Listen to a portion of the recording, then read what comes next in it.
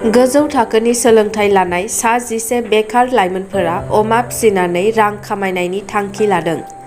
चिरां जिल्लानि सिङाव थानाय थाइखाजरा ओनसोलनि थागिबि गासै सा 11 गुबुन गुबुन हारिनि लाइमोनफोरा खौसेयै गोरोबथा पिगारि फार्मनि गेजेरजों गाव गावनि जिउ खुंनायजों लोगोसे रांखान्थियारि बिथिङाव जौगाखांनो थाखाय अमा फिसिनानै रां खामायनायनि थांखि लादों।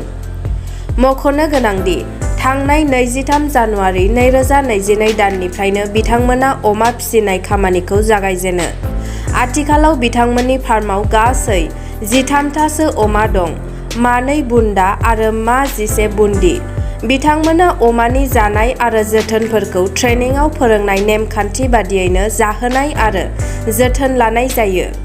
जेरै बैसो लानानै बैसो दाना आदार जाहोनाय, सम लायै सम अमानि थाग्रा जायगाखौ फोसाबनाय, खि गारनाय आरो थुखैनाय खामानिखौ सानफ्रोमबोनि रुटिन बादियैनो मावनाय जायो। जानाय आदारखौ सानसेयाव खेबथामै होनाय जायो। फै बिदिब्ला बिथांमोना मा फोरमायदों खोनासंनि।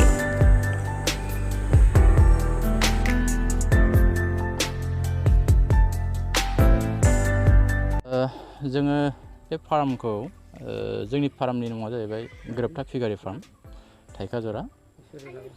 दा जोङो बेवहाय 11 जन जोङो मेम्बार सोद्रोमाफोर दङ। दा जोङो जोंनि थांखिया जों गिदिरखौनो लादोंमोन। थारमाने जोङो 11 जन जोंनि जेनाखि सोद्रोमा मेम्बारफोर बिसोरो गासिबो बेखार, खामानि जेबो गैजायै, फरायनानै जेबो राहा गैयियावहाय जों नैबे थांखिखौ जों लादों। दा जोङो पिगारि फार्मखौ जों जागायनाया जाहैबाय थांनाय जानुवारि 2022निनो तारिखआ 23 तारिखमोन। दा बेवहाय जोङो बे अमाखौ जों सोफैजेननाय जादों। गिबियाव जोंनि फार्मा बै थिनालियाव खालामनाय जादोंमोन। दा बेवहाय जोङो जायगाखौ फिसा मोननानै जों नैबेवहाय ट्रेन्सफार खालामनानै लाबोनाय जादों आरोखि। ओरैनो दोननायनि स्टाइल आरो आदार होनाय मानाय माबायदि जायो, बेखौ जोथोन लानाय मानायफ्रा माबायदि खालामनांगौ? आरो जोङो फार्मखौथ' जोंथ' साब सिखोनखौ जों लाखिनाय बादि मोनदों। जोङो सानसेयावहाय खेबथाम आदार होयो आरो खेबथाम जों सुयो। लोगोसे जों अमाखौबो सुफाबाय थायो। दा जों बाहेरायावबो जोङो साब सिखोन जों लाखिदों। जों खिखौ जों आलदायै गारदों, ओमफ्राय ओरैजाय अमानि हासुनाय आरो बिदिनो जों थुखैनायनि दैखौहाय जों आलदा साइडजोंहाय जों गारदों आरो। बेनिफ्राय जों आदारखौ खेबथाम होनाय जायो। बेनिफ्राय जों आदारखौहाय जोङो गद्रेज होननाय कम्पानिखौ जों दासिमाव जों बाहायबाय थादों। दा बोथिसेयाव बिदिनो जोंनि होनाया फवासे एसे खम जायो आरोखि। दा जे बोथिथाम होयो। गासै 11थायावहाय माबेसे जो आरो जोला दङ?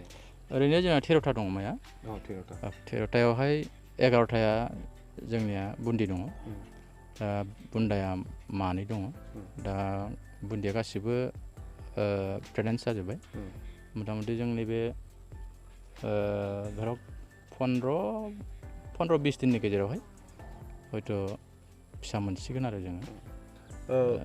बुंनो थाङोब्ला नोंथांमोना गिबि टाइम दोनदोंना गिबि खेब? जों फार्स्ट बेनो, गिबियै बेनो आरो। ओमफ्राय माबायदि बेसेबांसो इनकामनि नोंसोरो आसा खालामदों, माबायदि फैगोन? ओरैनोथ' जोङो इनकामखौ जोङो मासे अमा फिसायावहाय बिदिनो कम्पालसारि जों 5,000सोखौ जों मोनगोन बिदि आसा खालामदों। दा जों आसा खालामदों जोख्लि हिसाबै फार्स्ट टाइम हिसाबै मासे अमायावहाय बिदिनो हयथ' 7-8थासोखौ जागोन नामा, जों बिदि आसा खालामदों आरो। मासे अमायाव बेबायदिखौ आसा खालामदों आरो। फाननायनि बेलायाव लकेलावनो फानगोन ना एसे गोजानाव बाहेराफ्रावबो साप्लाइ खालामनाय जागोन? फाननायाव जोङो दासिम मार्केटआ जोंनाव ओरैनो लकेल मार्केटआ ओरैनो फैबाय थादों।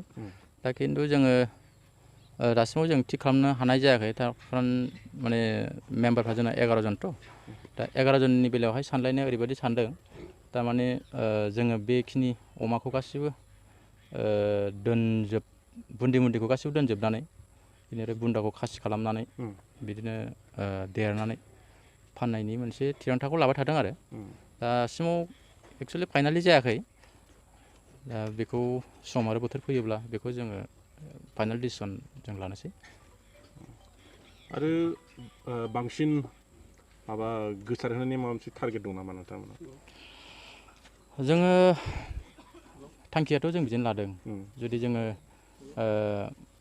बिटिआर गभर्नमेन्ट आरो स्टेट गभर्नमेन्टनिफ्राय जुदि जों माबा मोनसे पिगारि फार्मनि नामाव जुदि सरकारा जुदि जोंखौहाय मदद जुदि होयोब्ला जोङो थारमाने फार्मखौ जोङो गिदिर खालामनो नागिरदों जोङो मेक्सिमाम माने अमा बिमाखौनो जों बिदिनो 600 700सो दोननानै जोङो माने जोंजों लोगोसे माने एरियायावहाय माने जेसेबांनाखि बेखार फरायनानै थानायफोर जोहोलावजोफोर दं बेफोरखौबो जों एसे माने फोरोंलांनायजों लोगोसे जों थारमाने राङारि बेबायदिनो जों बायहेरायावहाय थांस्लायस्लाय बेफोरावनो जोङो माने गावनि आथिङाव गाव गसंथानो हायो नामा जों नैबे जिनिसखौ जों लादों आरोखि गोबां गामि ओनसोलावनो नोंथांमोन बायदि ओरैनो साख्रि गैया मा गैया बेखार मानसिफोर थालाबायनानै थायो स' बिथांमोनखौ मा थुलुंगा हरनो सानो एरियायावहाय जोङो फरायनाय मानसिया जेबो साख्रि बाख्रि मोना हिसाबै आरो जोंनियावहाय बिटिआरआव बा आसामाव नांगौबादि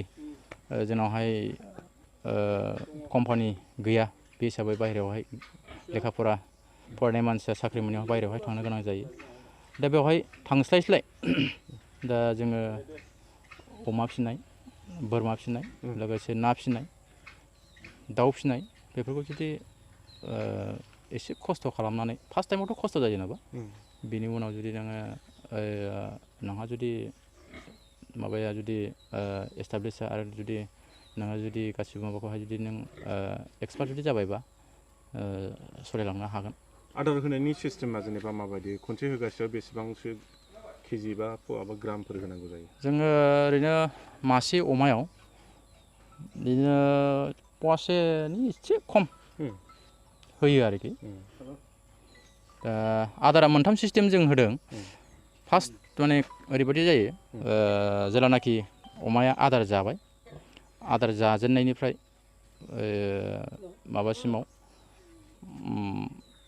22 केजिसो जेलानाखि जायो बेखिनियावहाय मोनसे स्टार्टार होननाय मोनसे दाना थायो दा बेखौ जों स्टार्ट खालामदों बेनि उनावहाय गेजेर 22निफ्राय जेलानाखि अमाया 30-40 केजि जायो अब्ला मोनसे बेखौहाय ग्रवार मोनसे आदार दङ जों बेखौ होदों बेनि उनावहाय लास्ट जेलानाखि अमाया देरथाबाय देरनांगौनि प्रयजन गैला बे समावहाय माने फिनिसार होननाय मोनसे आदारखौ जों होदों आरोखि ओरैनो जोथोन लानायाव माबायदि खस्थ' दं होननानै सानो ओरैनोथ' फार्स्ट टाइमाव एडजास्ट जानो थाखाय एसे खस्थ' मोननाय बादि मोनो दा जों खिन्थु जोंहा दा एडजास्ट जाबाय आरोखि दा जों खस्थ' मोनला दा जोङो खिखौथ' जोङो ओरैनो गामला गंसे लानानै ओमफ्राय हायखांग्रा लानानै जोङो बेखौहाय आराम साफायै जोङो हखांनानै बायहेरायाव गारहैयो ओमफ्राय जायनाखि हासुदै आरो बिसोरखौ थुखैनाय बेनि थाखाय जों ड्रेन बानायनानै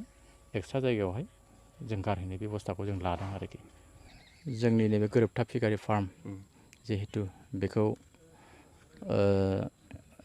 काजलगाव KVK डिपार्टमेन्टनिफ्राय साइन्टिस्ट जेलानाखि जोंनि फार्मखौ भेरिफिकेसन खालामफैदोंमोन दा बेवहाय नायफैनायावहाय बिथांमोनहा जोंनि अमा फिसिनायखौ थारमाने बिसोरो माने एक्सपार्ट बिसोरो बे फार्मखौहाय जाफुंसार होनो हालांगोन बेखौ बिसोरो नुनानै इनकाम टेक्स डिपार्टमेन्टनिफ्राय मोनसे एवार्ड जोंनो हरदों बान्था हरनाय जादों आरोखि थेंक इउ